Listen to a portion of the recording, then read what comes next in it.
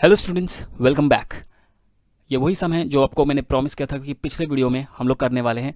तो ये सम हम लोग डायरेक्टली नहीं कर सकते, पहले एक सम रिवाइज तो करें जो पहले की तरह हो, ठीक है। उसके बाद ये वाला सम करेंगे, ठीक है। तो हम लोग जाते हैं, एक सम मैंने ले लिया है, ये सम पिछली बार की तरह है भी या नहीं ये पहले चेक करना पड़ेगा। डायरेक्टली हम लोग नहीं बोल सकते कि ये वैसा सम वैसा है, ठीक है। तो चलिए जाते हैं सम में। क्वेश्चन में क्या बोला है? क्वेश्चन में बोला है नुमान लिमिटेड इशूड 80,000 शेयर्स। ये 80,000 शेयर्स नुमान लिमिटेड पब्लिक को इशू करना चाहती है, ठीक है। इसके लिए इन लोग ने क्या किया? Which were under return. Under return का मतलब ये लोग एक अंडर राइटिंग कॉन्ट्रैक्ट में गए ए, बी और सी के साथ, जिसके मध्य नजर ए 48,000 शेयर्स बेचेगा नुमान के लिए, बी 20,000 शेयर्स बेचेगा नुमान के लिए, सी 12,000 शेयर्स बेचेगा नुमान लिमिटेड के लिए, ठीक है। ये इनकी ग्रॉस लाइबिलिटी है। तो चलिए हम लोग सम शुरू कर देते हैं, नाम भी मेंशन कर देते हैं, ए, बी, सी और टोटल ग्रॉस लाइबिलिटी हम लोग को दिया था 48, 20 और 12। इसका टोटल करेंगे तो टोटल हो रहा है 80,000, ठीक है।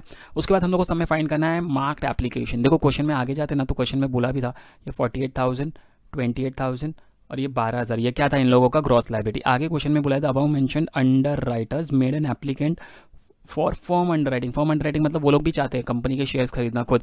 ए चाहता है 6,400 शेयर्स खरीदूं, बी चाहता है मैं 8,000 शेयर्स खरीदूं, सी चाहता है 2,400 शेयर्स खरीदूं। इनको ये शेयर्स चाहिए ही चाहिए, ये खुद से बोल रहे हैं वो लोग, खुद उनका इंटरेस्ट है इस कंपनी में। आगे देखते हैं क्वेश्चन में क्या बोला है। वैसे फॉर्म अंडर राइटिंग से फिलहाल कुछ लेना देना नहीं है। Total application excluding form under writing but including marked application, मतलब ये जो 40,000 है ना, इसके अंदर ये जो है ना, ये और ये इंक्लूडेड नहीं है, ठीक है। लेकिन मार्क्ड एप्लीकेशन इंक्लूडेड है, बट इंक्लूडिंग मार्क्ड मतलब ये 8,000, ये 10,000, ये 4,000 इंक्लूडेड है। कितना होता है पता है इसका टोटल? इसका टोटल होता है 22,000। 22,000 होता है ना, 8, 10 और 4 इन सबको प्लस करेंगे तो। लेकिन यहाँ तो 40,000 दिया है। अगर ये 22,000 है और ये 40,000 है तो ये जो बचा हुआ 18,000 है, ये 18,000 पता है क्या है? ये 18,000 अनमार्क्ड एप्लीकेशन है। अनमार्क्ड एप्लीकेशन है, ठीक है। मैंने तुम लोग को हमेशा बताया था अनमार्क्ड एप्लीकेशन कैसे फाइंड करने का, ठीक है। ओके, तो पहला काम जो अपने को मार्क एप्लीकेशन दिया हुआ है उसको जाके लिख देते हैं 8,000। 8,000 के बाद 10,000, उसके बाद 4,000 और फिर इसका टोटल करेंगे तो कितना आ रहा था? हम लोग ने पहले ही कर दिया था 22,000। माइनस करेंगे तो ये कितना बचेगा? 40,000। ये बचेगा 10,000, ये बचेगा 8,000। इसका टोटल करेंगे तो कितना आएगा? 58,000, ठीक है। अब 58,000 आ चुका है। अब हमको फाइंड करना है अनमार्क्ड एप्लीकेशन, जो मैंने तुम लोग को पहले ही बता दिया था कितना था, 18,000। अब आप बोलोगे सर कहाँ से मिला आपको? ये देखो ऊपर फाइंड किया था ना हम लोग ने 18,000, 40 में से माइनस किए थे। अब इसको ग्रॉस लाइबिलिटी की रेशियो में बांटना है। अब ग्रॉस लाइबिलिटी की रेशियो क्या है वो क्वेश्चन में जाके हम लोग चेक करते हैं, 48, 20 और 12, ठीक है। तो हम लोग चाहे ना तो डायरेक्ट सॉल्व कर सकते हैं। डायरेक्ट कैसे सॉल्व करने का? 18,000 को बांटना है ना, 18,000 इंटू 48,000 अपॉन 80,000, तो डायरेक्टली हम लोग को अमाउंट मिल जाएगा। तो हम लोग चेक कर लेते कितना आता है। 18,000 इंटू कितना? 48,000 डिवाइडेड बाय 80,000, करेक्ट। तो आंसर आ रहा है 10,800। तो मैं क्या करूँगा, जाऊँगा यहाँ पर जाके लिख दूंगा 10,800। सेकेंड के लिए प्रोसीजर क्या होगा? सेम।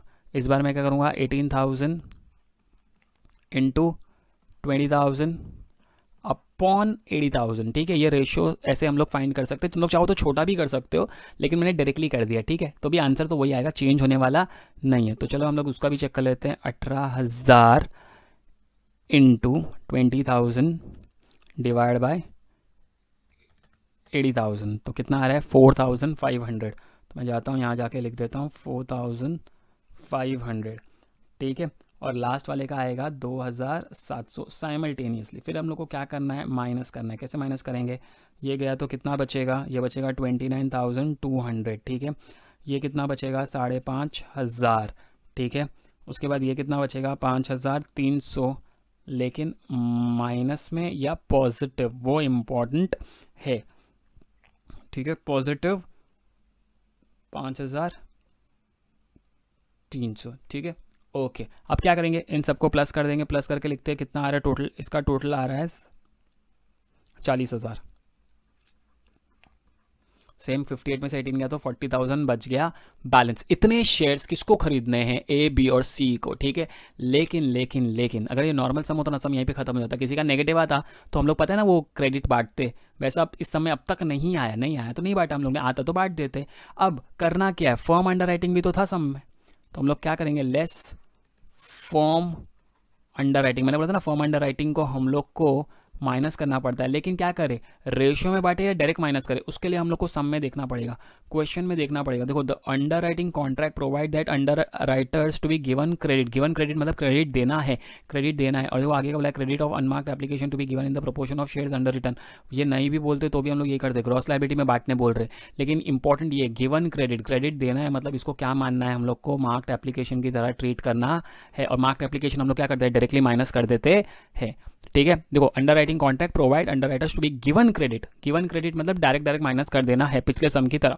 तो हम लोग आएंगे यहाँ पर, यहाँ लिखेंगे 6,400, यहाँ पर लिख देंगे हम लोग 8,000 और 2,400, 8,000 और 2,400, इसका टोटल करेंगे तो टोटल कितना आ रहा है 16,800। तो मैं लिख देता हूँ 16,800, और फिर क्या करेंगे, सब्ट्रैक्ट करेंगे, सब्ट्रैक्ट करने पे कितना आ रहा है 22,800, 22,800। इसका माइनस में आंसर आ रहा है, माइनस में कितना आ रहा है 2,500, पता है ना माइनस में आएगा तो क्या करना है, डिस्ट्रीब्यूट कर देंगे। लास्ट वाले का कितना आ रहा है 2,900, इसका टोटल करेंगे तो टोटल आ रहा है 23,200, ठीक है। अब करना क्या है, 2,500 हमको डिस्ट्रीब्यूट करना है, 2,500 डिस्ट्रीब्यूट करना है, ठीक है। इसकी लायबिलिटी क्या करनी है, यहाँ कर देंगे प्लस 2,500, और ये 2,500 इन दोनों में बांट देंगे। रेशियो क्या रहने वाला है 48:12, ठीक है, 48:12 यही रेशियो रहने वाला है, बीच वाले को देने की ज़रूरत नहीं है। तो क्या करते हैं हम लोग, रेशियो में बांटेंगे, तो रेशियो में बांटने पे एक का आ रहा है 2,000, इसका आ रहा है 2,000, इसका आ रहा है 500, और यहाँ हो जाएगा ये नील, क्योंकि नेगेटिव पॉजिटिव ये हो गया। यहाँ पर मैं लिख देता हूँ क्रेडिट एडजस्टेड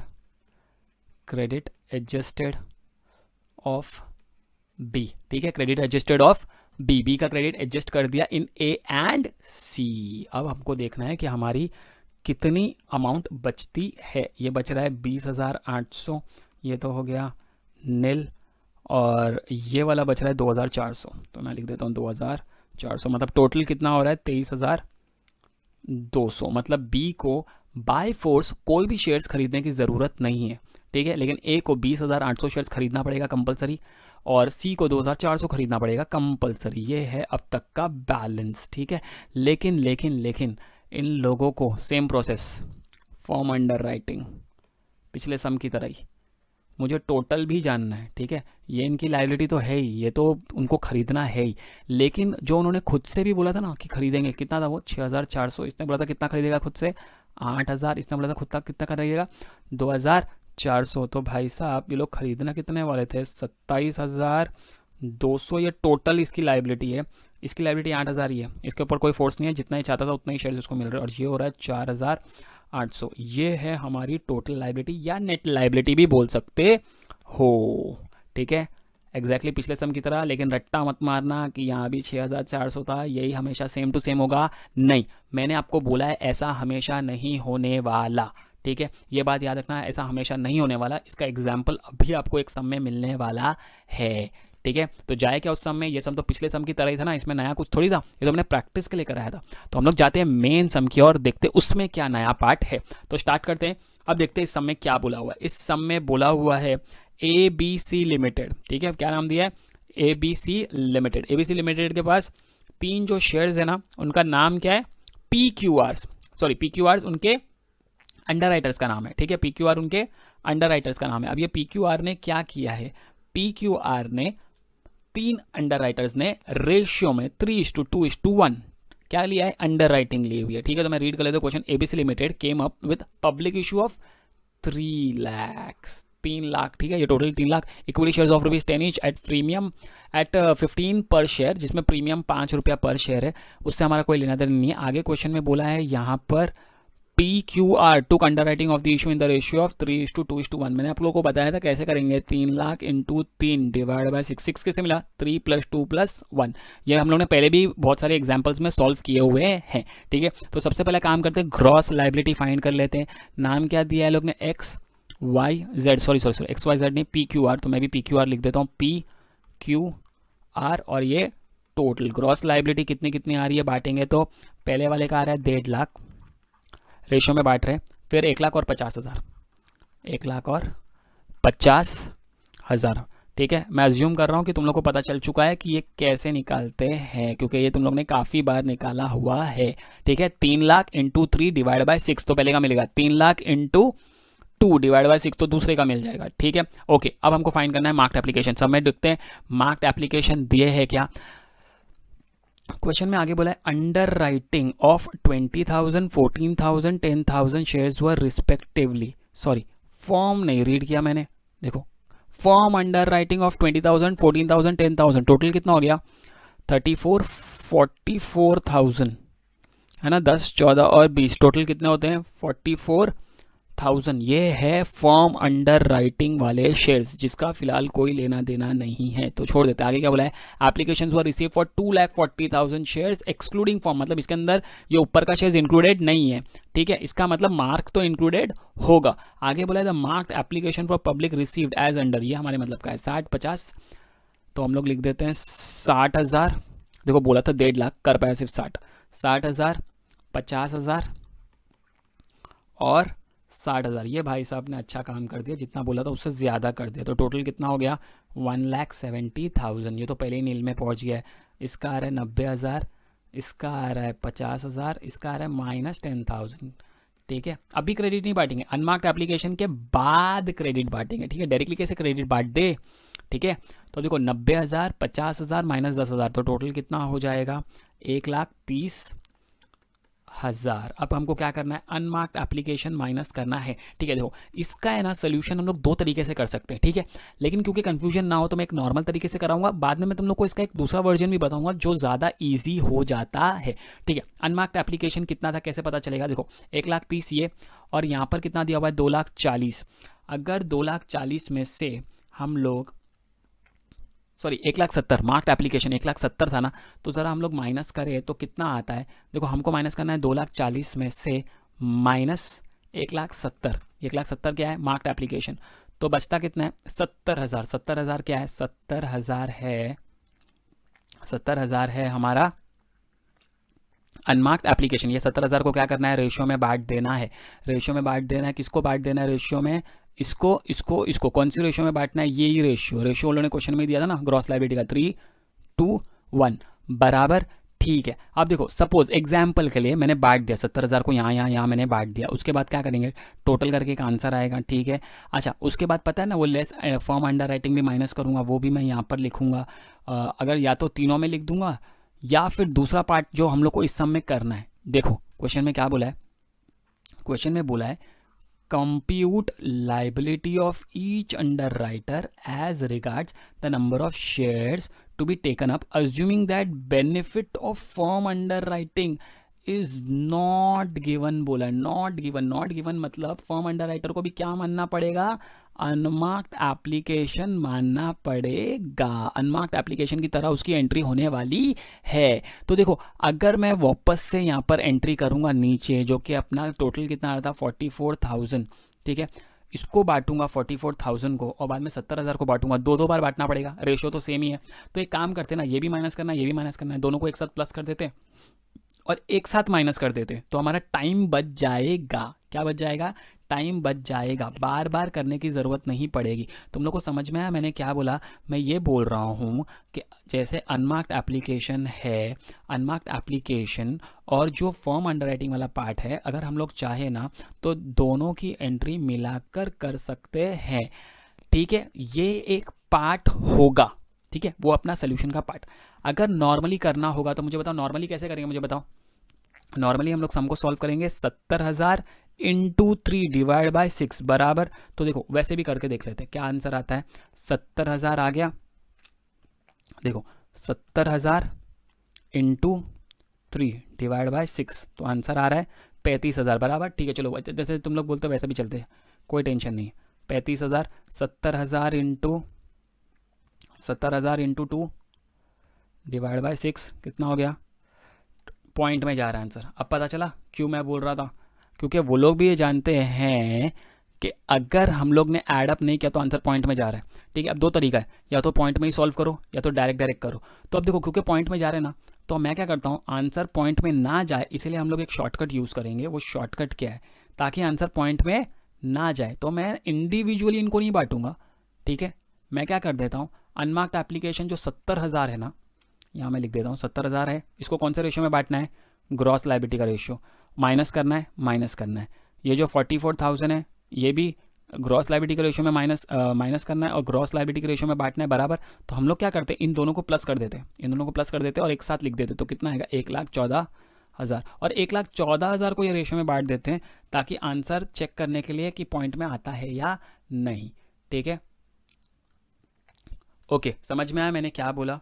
तो अभी हमको करना क्या है, 1,14,000 जो शेयर्स है ना उसको हम लोग बांटने की कोशिश करेंगे। ठीक है, तो बड़े आगे अगर तुम लोग को पार्ट समझ में आ गया है तो ठीक है। तो अगर हम लोग रेशियो में बांट रहे हैं ना, तो इसका आ रहा है 57,000, इसका आ रहा है 38,000, इसका आ रहा है 19,000, क्योंकि ये माइनस है, माइनस माइनस क्या होने वाला है, प्लस। ठीक है, तुम लोग को ये वाला 1,14,000 समझ में आया क्या, क्योंकि आंसर पॉइंट में जा रहा था और मैं नहीं चाहता था कि आंसर पॉइंट में जाए। ये 70,000 भी माइनस करना था ग्रॉस लायबिलिटी में, 44 भी माइनस करना था ग्रॉस लायबिलिटी में, तो मैंने दोनों को प्लस करके एक साथ ले लिया ना, ताकि आंसर पॉइंट में ना जाए और आंसर जल्दी मिल जाए। ठीक है, एक स्टेप मैंने क्या कर दिया, एडअप कर दिया इसके अंदर, अनमार्क्ड एप्लीकेशन के अंदर। हम लोग अलग अलग भी करते तो भी आंसर वही आता, आंसर चेंज होता नहीं। ठीक है, वो मैं आपको अलग वीडियो में सेम सम वापस से करके बता दूंगा। ठीक है, ओके, अब करना क्या, अब बैलेंस कैसे मिलेगा, 90 में से 57 गया तो कितना बचेगा, 33, यहाँ पर बचेगा 12,000, लेकिन इसका तो माइनस में आ रहा है, -29,000। क्या करें, -29,000, इसको हम लोग को रेशियो में बांटना पड़ेगा। किसके रेशियो में बांटना पड़ेगा, ग्रॉस लायबिलिटी के रेशियो में। हाँ, इन दोनों को देना पड़ेगा। ग्रॉस लायबिलिटी की रेशियो कितनी बची है, 3 और 2, तो 3 और 2 में बांटेंगे तो कितना कितना आएगा, इसको मिल रहा है 17,400, इसको मिल रहा है 11,600 और इधर आ जाएगा पॉजिटिव 29,000। ठीक है, तो यहाँ पर तो नीली आ जाएगा बिकॉज क्योंकि सेम अमाउंट बांट रहे। क्या लिखते हैं हम लोग, क्रेडिट एडजस्टेड ऑफ आर। ठीक है, समझ में आया। अब हमको क्या निकालना है, बैलेंस निकालना पड़ेगा। फिर से जरा बैलेंस निकालते, कितना आ रहा है बैलेंस, अब बता दो, 15,600, उसके बाद इसका आ रहा है 400 और इसका आ रहा है नील। इसका मतलब आर को जबरदस्ती कोई भी शेयर्स खरीदने की जरूरत नहीं है, कोई भी शेयर्स खरीदने की जरूरत नहीं है। ठीक है, लेकिन ए को जबरदस्ती 15,600 शेयर्स खरीदने पड़ेंगे बाय फोर्स, क्यू को भी 400 शेयर्स खरीदने ही पड़ेंगे। अच्छा, इनकी टोटल लायबिलिटी के लिए क्या करना पड़ेगा, सेम जैसे पिछले समय में किया था ना, ऐड फॉर्म अंडर राइटिंग। कितना आएगा फॉर्म अंडर राइटिंग, अगर माइनस करेंगे तो पहले वाले का कितना था, 20,000, दूसरे वाले का कितना था, 14,000 और इसका कितना था, 10,000। इसका मतलब इसको सिर्फ 10,000 शेयर्स ही खरीदने पड़ेंगे, एक्स्ट्रा खरीदने की जरूरत नहीं है। इसको 14,400 शेयर्स खरीदने पड़ेंगे। इस भाई साहब को 35,600 शेयर्स खरीदने पड़ेंगे। टोटल करेंगे ना इसका, तो टोटल कितना आ रहा है, टोटल आ रहा है 60,000। ठीक है, एक बार आप लोग भी चेक करके देख लेना, हो सकता है कैलकुलेशन भी एरर हो, आप लोग भी साथ साथ में प्रैक्टिस करो। ठीक है,